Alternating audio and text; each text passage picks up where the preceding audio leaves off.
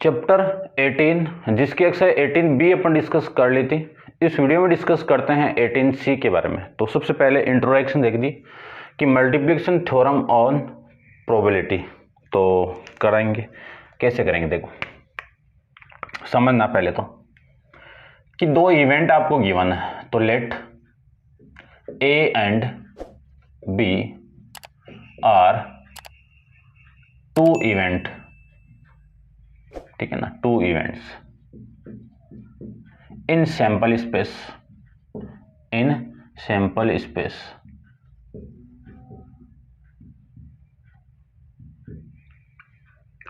तो अपन एक फॉर्मूला पढ़ के आए हैं, वो फॉर्मूला आप देख लीजिए कि P ऑफ B अपॉन में A क्या फॉर्मेट होता है, P of B intersection A upon में P ऑफ A, ठीक है। इसी को मैं क्या लिख सकता हूं, इसी को मैं लिख सकता हूं P of A intersection B upon में P ऑफ A। इन दोनों से क्रॉस मल्टीप्लाई करवा दूं मैं, तो आपकी जो वैल्यू आएगी वो क्या आएगी कि P of A intersection B equal to P of A into P of A upon में B। बस ये फॉर्मूला अपन काम आएगा।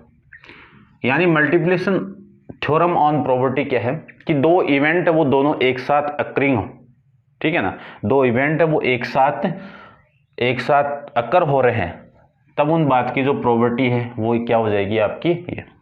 इनको क्या लिख सकता हूं, ये जो क्या शो कर रहा है कि प्रोबेबिलिटी ऑफ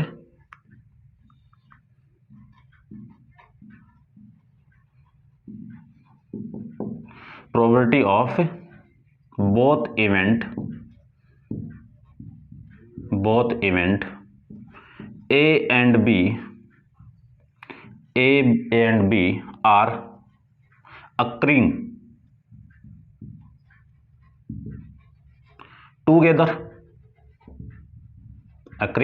together, कि ये दोनों इवेंट एक साथ क्या हो रहे हैं, अकर हो रहे हैं, तब उस बात की प्रोबेबिलिटी क्या है P of A into A upon में B। अब इसका मीनिंग क्या है देखो, सॉरी ये B है B।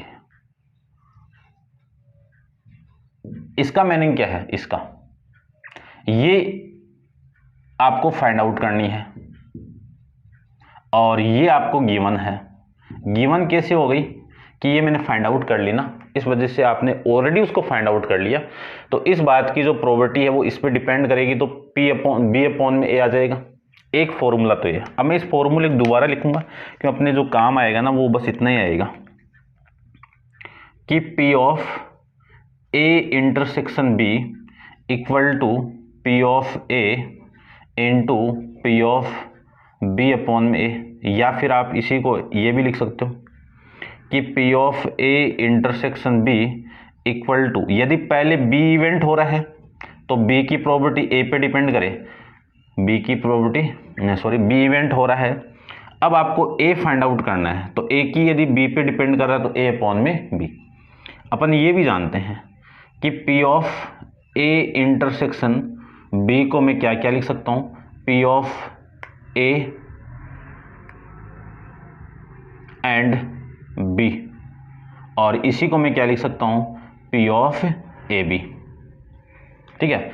इसी का मीनिंग ये है, इसी का मीनिंग ये है। चलिए, यदि तीन इवेंट आपको गिवन है यहाँ पे कि P of A intersection B intersection C आपको गिवन है, तो पहले इसको अकरिंग कराओ, यानी ये हो रहा है सबसे पहले, तो P ऑफ A हो गया। अब इसको करवाएंगे तो यदि इसकी प्रोबेबिलिटी इस पर डिपेंड कर रही है ना, वो अपन इंडिपेंडेंट इवेंट और डिपेंडेंट इवेंट में डिस्कस कर लेंगे, या फिर इतना चलो मैं लिख देता हूँ, देखो क्या आएगा B अपॉन में A, और या फिर P ऑफ इस C की इवेंट, ये दोनों हो गए अब, तो इन दोनों का इंटरसेक्शन, ये लीजिए, ये तीन इवेंट। ऐसे आप एन इवेंट भी ले सकते हो, लेकिन वो डिस्कस करेंगे अपन बाद में, एक बार के लिए आप इतना लिखिए। अब जो इवेंट होंगे, ये दोनों इवेंट, ये एक दूसरे पे डिपेंड भी कर सकते हैं और एक दूसरे पे डिपेंड कर भी नहीं सकते हैं। यदि डिपेंड करे तब आपकी जो प्रोबेबिलिटी है वो कौन सी हुई, इंडिपेंडेंट इवेंट। तो इसी में 1 नंबर हेडिंग डाल दीजिए आप। फर्स्ट हेडिंग आपकी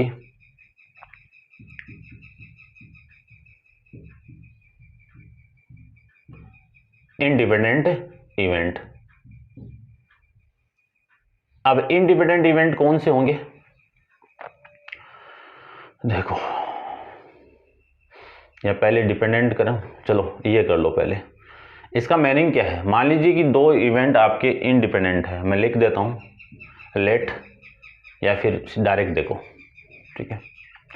P of A intersection B, सबसे पहले मैं इसको क्या लिख सकता हूं, इसको लिख सकता हूं मैं P ऑफ AB लिख सकता हूं।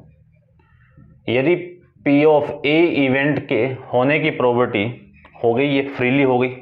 अब मैं B इवेंट की प्रोबेबिलिटी फाइंड आउट करूं, तो B इवेंट की प्रोबेबिलिटी यदि A पे डिपेंड करे, तो इंडिपेंडेंट की बात कर रहे हैं ना अपन, डिपेंड नहीं कर रहे, तो ये डायरेक्ट आ जाएगा आपका P ऑफ B। ऐसे में 3 वैल्यू ले लूं, P of A B C ले लूं, तो P ऑफ, इसको अपन रिप्रेजेंट करेंगे A intersection B intersection C, तो P of A, P of B और P ऑफ C, ठीक है। ऐसे ही बहुत सारे इवेंट आते हैं, जैसे A B C dot dot dot Z तक आ जाए मान लीजिए, तो इसकी वैल्यू क्या आएगी, या फिर आप N ले लो, ठीक है ना, N ले लो, डॉट डॉट करवा देता हूं मैं, क्या वैल्यू आएगी, P of A intersection B intersection C dot dot dot ये, और इसकी वैल्यू क्या आएगी, P of A P of B P of C, ये चलता जाएगा इन्फिनिटी तक। कब, जब ये दोनों इवेंट आपके क्या हो, इंडिपेंडेंट हो, यानी एक दूसरे पे डिपेंड नहीं करे। जब ये तीनों इवेंट एक दूसरे पे डिपेंड नहीं करें, उस बात की प्रोबेबिलिटी है 4 भी हो सकते हैं, ठीक है ना, ध्यान रखना। और ये n तक भी हो सकते हैं, तो इनकी प्रोबेबिलिटी ये आ जाएगी। अब इसकी जो सेकंड कंडीशन है, सेकंड कंडीशन है डिपेंडेंट इवेंट।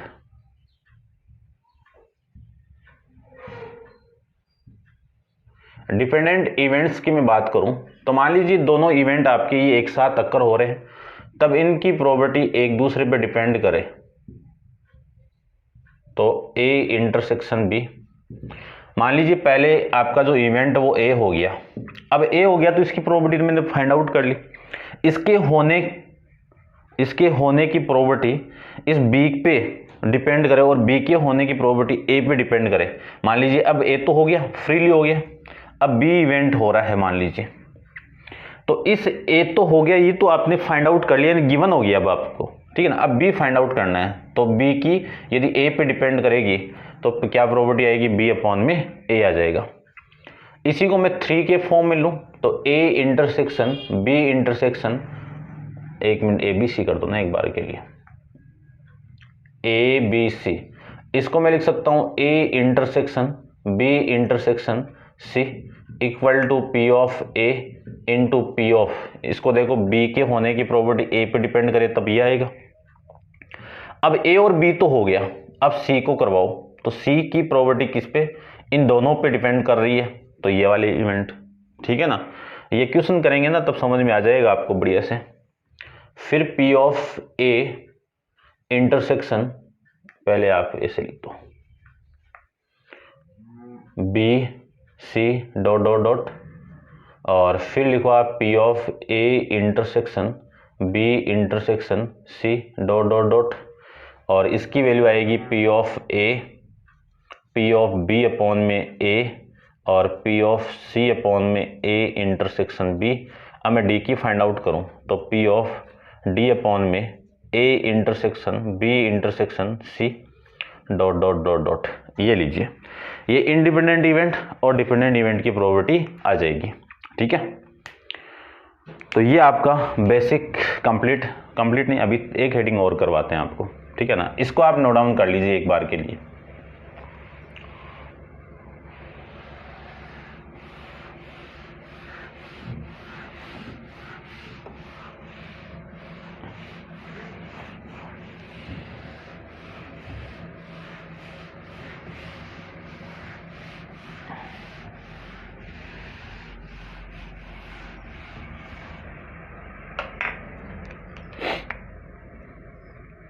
नेक्स्ट आपका थ्योरम लिखी हुई है आपकी बुक में,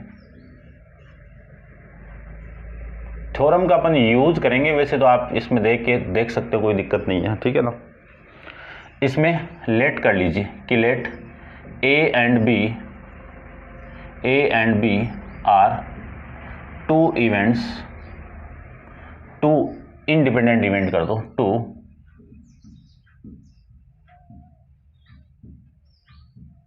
independent event.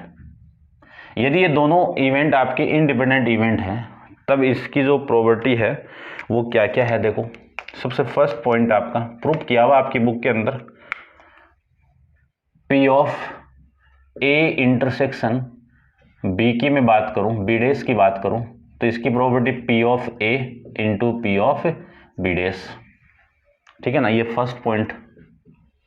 Second point, P of A dash intersection B dash, इसकी बात की probability P of A dash into P of B dash, sorry B, ठीक है ना।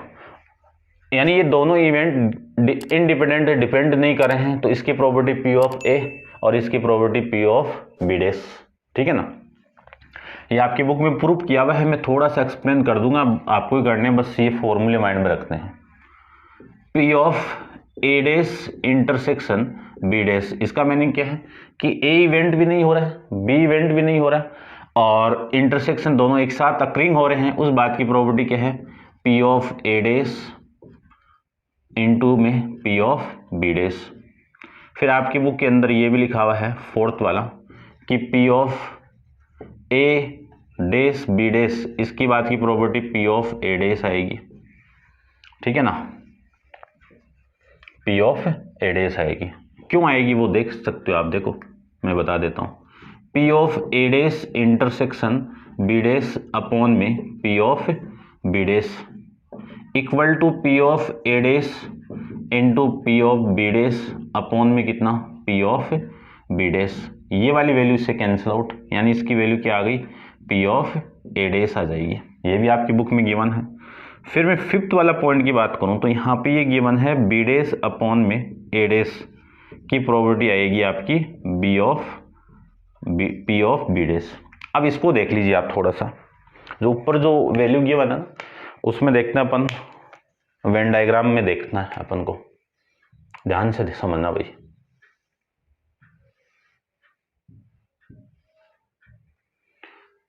ये आपका इवेंट ए और ये इवेंट आपका बी। ये जो वैल्यू है ये वाली, ये किसको रिप्रेजेंट करेगा, इंटरसेक्शन को। किसको, इंटरसेक्शन को। मान लीजिए ये इवेंट आपका ए है और ये इवेंट आपका बी है, तो ये वैल्यू आएगी आपकी ए इंटरसेक्शन बी। 11th में डिस्कस किया है इस चीज को, ठीक है ना। ये आपका ए इवेंट है, इसके अलावा जो भी वैल्यू है वो किसकी है, ए डेस की, वो किसकी है, ए डेस की। और इसके अलावा ये बी इवेंट है, इसके अलावा जो भी वैल्यू है वो किसकी है, बी डेस की, यानी बी नहीं है, ठीक है ना, ए नहीं है। अब मुझे सबसे पहले इसकी वैल्यू फाइंड आउट करनी, इसकी कितने की, ये देखना ध्यान से, ये वाली वैल्यू।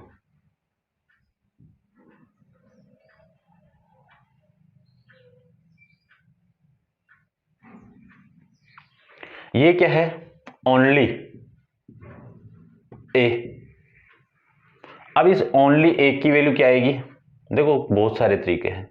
इस टोटल ए में से ये माइनस कर दो, इस टोटल ए में से ये माइनस कर दो, टोटल ए में से ये माइनस कर दो, टोटल ए में से आप ये माइनस कर दो, क्या, इंटरसेक्शन। तो ए में से आप ए इंटरसेक्शन बी को माइनस कर दो, ओनली ये आ जाएगा, ठीक है ना। और इसी को मैं लिख सकता हूं इक्वल टू, और तरीका देखो, ये पूरा ए डेस है, ये पूरा ए डेस है और ये पूरा बी डेस है। बी डेस के अंदर ये भी काउंट हो रहा है, ठीक है ना, ए वाला पूरा काउंट हो रहा है, यानी पूरे ये बी है ना, बी कौन है, ये पूरा। इसके अलावा जो भी वैल्यू है वो किस में आ रही है, आपकी ए के अंदर आ रही है, यानी बी डेस में आ रही है। बी डेस के अंदर ए भी आ रहा है, तो इन दोनों का मैं इंटरसेक्शन कराऊं, किसका, इसका देखो ध्यान से देखना कि ए का और बी डेस का मैं इंटरसेक्शन कराऊं तो ये तो मिलेगा, क्योंकि ये पोर्शन तो हट जाएगा, ये बी में भी काउंट हो रहा है तो कॉमन तो लेना ही नहीं है। तो इन दोनों का जो वैल्यू है कॉमन, कौन सी वैल्यू आई, ये वाली वैल्यू, क्योंकि कॉमन तो ये आ रहा है इसमें इन दोनों में, ठीक है ना। तो बी डेस की वजह से ये बी तो पूरा हट चुका है, देखो ये इतना पोर्शन हट चुका है, और मैं इसका और इसका इंटरसेक्शन लो तो ये ओनली ये तो कॉमन आएगा। एक चीज ये यहां से आपको क्या क्या लिखने को मिल रहा है, देखो कि P ऑफ ओनली ए, इसी को मैं लिख सकता हूं P ऑफ ए, ये काम आएगा भाई, P of A intersection B, और इसी को मैं क्या लिख सकता हूं P of A intersection B dash, वो चेक कर लीजिए आप, ये लिख सकते हैं ना। अब देखो ठीक है ना, ध्यान से देखना। अब मैंने ये वाली वैल्यू तो फाइंड आउट कर ली यहां पे, अब मुझे क्या फाइंड आउट करना है, P of A find out करना है, P ऑफ ए यानी ये कंप्लीट, अब मैं मार्कर यूज कर रहा हूं दूसरा, या फिर ये देखो, अब मुझे ये फाइंड आउट करना है, ये पूरा कंप्लीट ए, ये पूरा कंप्लीट कैसे आएगा, यदि मैं ये वाला फाइंड आउट कर लूं और इन दोनों को ऐड कर दूं तो अपना काम बन जाएगा ना। यानी P ऑफ ए की वैल्यू क्या आई, P of A intersection B dash, इसके अंदर ये वाला पोर्शन ऐड कर दो आप, तो P of A intersection B, बस तो इसी का यूज करके अपन ये वाला फाइंड आउट कर लेंगे।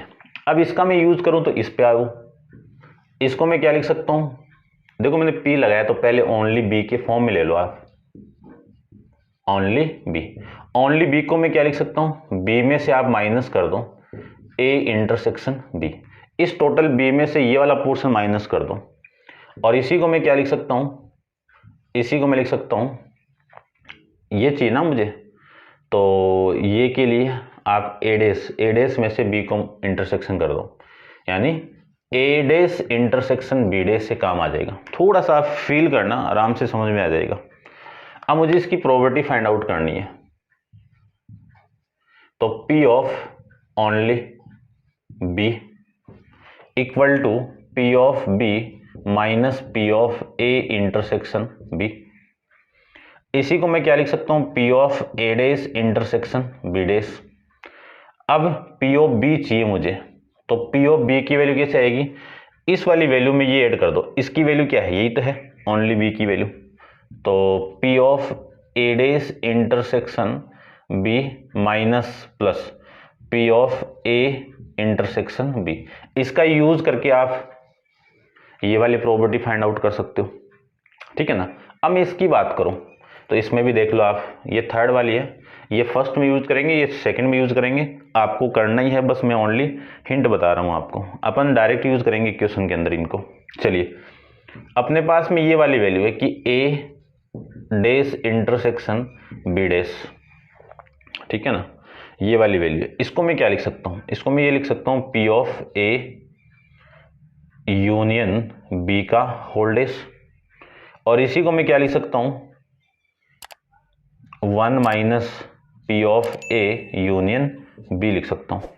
एक ये थर्ड वाली मत लो, इसी में थोड़ा सा आप ध्यान में रखना, यूज करेंगे P of A union B, P of A dash union B dash, इसकी value P of A intersection B dash, और इसी को मैं लिख सकता हूँ 1 माइनस, 1 में से माइनस करवा दोगे ना तो नहीं होने वाली आ जाएगी, ये लीजिए, ये थोड़ा सा आप माइंड में रखना क्योंकि क्वेश्चन में यूज करेंगे। उसके बाद भी यूजफुल रिमार्क दिया हुआ है, उसको आप देख लेना, अपने काम आएंगे ना क्वेश्चन के अंदर, तब अपन वहां पे डिस्कस कर लेंगे, ठीक है। अब आप वीडियो को पॉज करके इसको नोट डाउन कर लीजिए, ठीक है। अपन क्वेश्चन नंबर फर्स्ट को डिस्कस करते हैं,